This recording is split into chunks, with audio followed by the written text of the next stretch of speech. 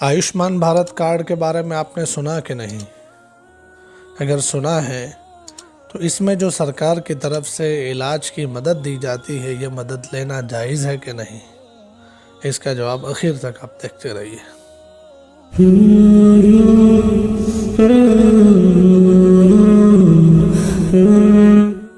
मोहतरम नाज़रीन व सामिईन, अस्सलामु अलैकुम व रहमतुल्लाहि व बरकातुहू।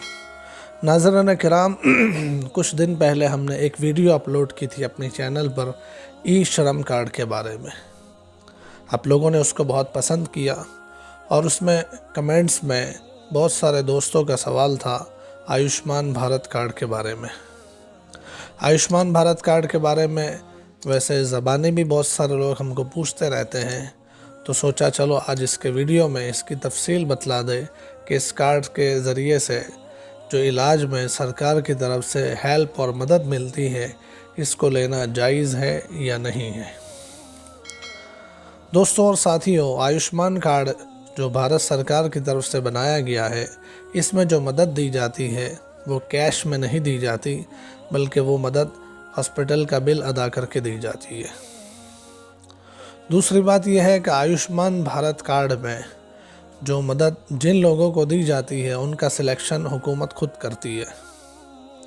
जब ये कार्ड आया तो उस वक़्त जो है पहले से सरकार ने देहात में रहने वाले, गांव में रहने वाले लोगों को और शहर में रहने वाले लोगों को कुछ चीज़ें सामने रखकर सिलेक्ट किया कि इतने इतने कैटेगरी के लोग आयुष्मान कार्ड के लिस्ट में आ सकते हैं। वो लिस्ट गवर्नमेंट ने खुद इसकी वेबसाइट पर अपलोड कर दी। अब जो आदमी आयुष्मान भारत कार्ड का फ़ायदा उठाना चाहता है, वो जाकर ख़ुद चेक कर ले वेबसाइट पर मेरा नाम इसमें मौजूद है कि नहीं। अगर उसका नाम मौजूद है तो बहुत आसानी के साथ उसको आयुष्मान भारत कार्ड मिल जाएगा और उस कार्ड के ज़रिए से उसको जो हॉस्पिटल का बिल हो रहा है, इलाज में जो ख़र्चा हो रहा है, वो सरकार की तरफ से अदा किया जाएगा। ये है आयुष्मान भारत कार्ड की कुछ डिटेल। जिन लोगों के नाम उसमें नहीं है और उन्हें आयुष्मान भारत कार्ड का लाभ लेना है, उसका लाभ उठाना है, तो उसके लिए गवर्नमेंट ने बहुत सारी तरतीबें बनाई हुई हैं। ऑनलाइन फॉर्म बनाया हुआ है और इसी तरीके से फ़िज़िकल हॉस्पिटल के अंदर भी एक काउंटर आयुष्मान भारत कार्ड का लगाया जाता है, जहां पर बंदे बिठाए जाते हैं और वो लोग आपका कार्ड अगर पहले से बना हुआ नहीं है तो अब बना कर देते हैं। अब सवाल यह है कि एक मुसलमान के लिए इस्लामिक शरीयत के अकॉर्डिंग इस कार्ड से जो फ़ायदा मिलता है, ये लेना जायज़ है कि नहीं। बहुत सारे हमारे दोस्त ऐसा कहते हैं कि इसमें जो लाभ मिलता है ये अपने आप को बीमारी में डालने के बराबर है, कि पहले से कोई बीमारी नहीं है, आपने कार्ड बना दिया तो बीमारी को गोया कि आपने दावत दी, बुलावा दिया, अब बीमारी आपके पास आएगी और इस कार्ड के ज़रिए से आपको इलाज कराना पड़ेगा।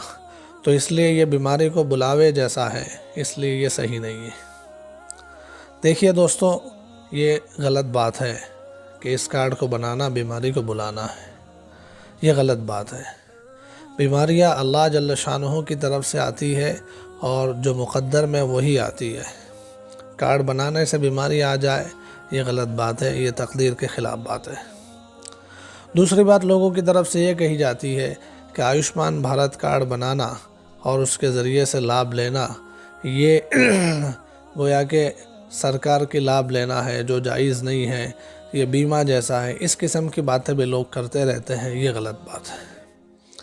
सरकार जो लाभ देती है, चाहे आयुष्मान कार्ड के ज़रिए से हो या और बहुत सारी योजना के ज़रिए से, ये लाभ सरकार हमारे ही पैसों से देती है। हम जो टैक्स अदा करते हैं अलग अलग चीज़ों के ख़रीदने में, इन्हीं से सरकार जो है आवाम की मदद करती है। तो आयुष्मान भारत कार्ड के ज़रिए से फ़ायदा उठाना, इसका जवाब ये है कि जिन लोगों को सरकार ये लाभ देता है, जिन लोगों का नाम सरकार ने इस लिस्ट में डाला हुआ है, या जो लोग इस कैटेगरी में आते हैं कि जिसको आयुष्मान भारत कार्ड मिल सकता है, तो उन तमाम लोगों के लिए आयुष्मान भारत कार्ड के ज़रिए से फ़ायदा उठाना और उसके ज़रिए से अपना इलाज कराना जायज़ है। बिल्कुल जायज़ है, ये कोई मना नहीं है, क्योंकि यह हुकूमत की तरफ से मिलने वाली एक मदद है जो हुकूमत अपने आवाम के लिए और ख़ास करके जो कमज़ोर तबक़ात की आवाम है, इनके लिए हुकूमत ने ये मदद और ताउन की शक्ल बनाई है, जिसमें मदद हासिल करना और उसके ज़रिए से इलाज कराना जायज़ है।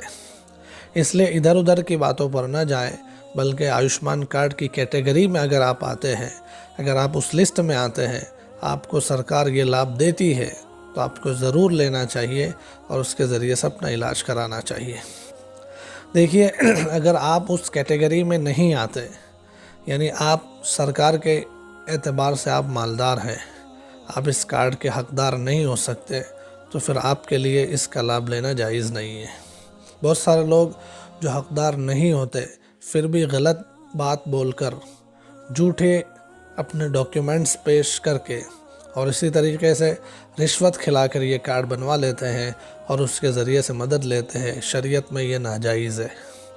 इस्लाम कभी भी इसको जायज़ नहीं कह सकता कि आप झूठ बोलकर आप कैटेगरी में नहीं आ रहे हैं फिर भी आप मदद ले रहे हैं। देखिए, कुछ लोगों का ये भी सवाल है कि हम लोग फाइनेंशियली बहुत पुअर है और हमारी फाइनेंशियल कंडीशन बहुत कमज़ोर है, इतनी हमारे पास नहीं है बचत के जिसके ज़रिए से हम अपने मरीज़ों का, अपने बीमारों का इलाज करा सकें। हुकूमत ने कुछ कुछ स्कीम में ये कैटेगरी बनाई हुई है कि इतनी आपकी सालाना आमदनी है, आपकी ईयरली इनकम इतनी है तो आपको ये लाभ मिल सकता है, वरना नहीं मिल सकता। इनकी आमदनी तो ज़्यादा है लेकिन साथ में ख़र्चे भी ज़्यादा है, बचत नहीं हो रही है।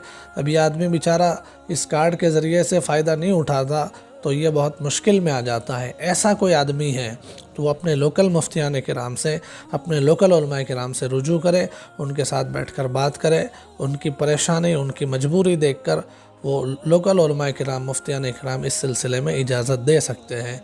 वरना जो लोग कैटेगरी में नहीं आते, जो लोग इस लेवल में नहीं आते जिस लेवल के लोगों को हुकूमत ये मदद देती है, उन लोगों को झूठ बोलकर, गलत डॉक्यूमेंट पेश करके इस कार्ड का और इस किस्म की दूसरी स्कीमों का फ़ायदा उठाना जायज़ नहीं है। वरना जिन लोगों के लिए हुकूमत ने ये कार्ड रखा है, जिसके लिए हुकूमत ने ये कार्ड बनाया है, इन तमाम लोगों को आयुष्मान भारत कार्ड के ज़रिए से फ़ायदा उठाना, उसके ज़रिए से इलाज करना जायज़ है। इसलिए जो लोग कैटेगरी में आते हैं और अब तक उन्होंने अपना कार्ड नहीं बनाया, तो उनको अपना कार्ड बना लेना चाहिए ताकि बीमारी के मौके पर इसके ज़रिए से आप फ़ायदा उठा सकते हैं। ये थी डिटेल आयुष्मान भारत कार्ड की। हो सकता है कि आपको ये बात पसंद आई हो। आप अपने दोस्तों को शेयर कीजिए, हमारे चैनल अल मरजान मीडिया को सब्सक्राइब कीजिए। अस्सलामु अलैकुम व रहमतुल्लाहि व बरकातुहू।